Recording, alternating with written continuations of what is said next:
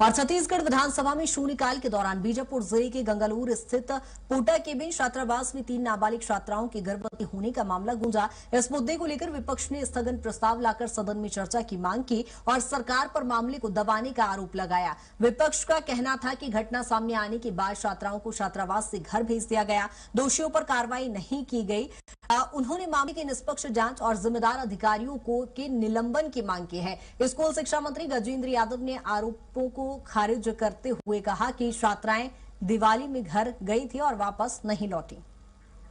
बीजापुर जिले के Gangalur porta cabin में जिस तरह से जो आदिवासी छात्राओं की गर्भवती होने का जो मामला आया था, उस मामले को आज शून्यकाल में स्थगन कर चर्चा कराने की मांग विपक्ष की ओर से किया गया। और इस पूरे मसले पर आखिर क्या मामला था, किस तरह की कार्रवाई की मांग कर रही है, इसको लेकर हम चर्चा करेंगे। हमारे साथ कांग्रेस की विधायक संगीता जी है, इनसे चर्चा करेंगे आखिर क्या मामला है पोटा केबिन में।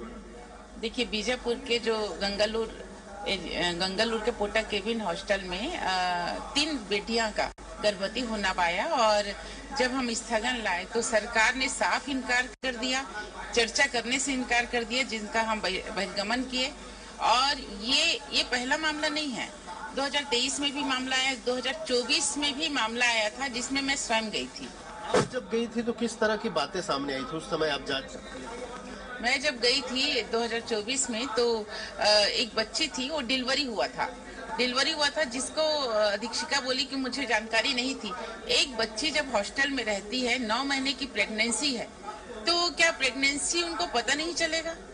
क्या हर महीने जो रजिस्टर मेंटेन होता है, क्या रजिस्टर में मेंटेन नहीं है? क्योंकि वहां तो रजिस्टर मेंटेन होता है, स्वास्थ्य का परीक्षण होता है। मैंने वहां रजिस्टर देखा, रजिस्टर कहीं नहीं था, न ही वहां बाउंड्री वाल है, न ही कोई व्यवस्था। और जब मैं गई जांच में तो वहां सब बच्चियां डरी सहमी थी, सबको डराया चमकाया गया था और बहुत ही अव्यवस्था था वहां पे। और ये पहला केस नहीं है, ये लगातार हुआ। छोटे बेटिया में भी गए थे हम लोग पखानजोर के पास। किसी दोषियों के खिलाफ उस समय कार्रवाई की गई? उस समय किसी दोषियों के खिलाफ कोई कार्रवाई नहीं किया गया था, ना ही उसका जिम्मेदारी बीओ साहब ले रहे थे, न डीओ, कहीं पे कुछ भी नहीं।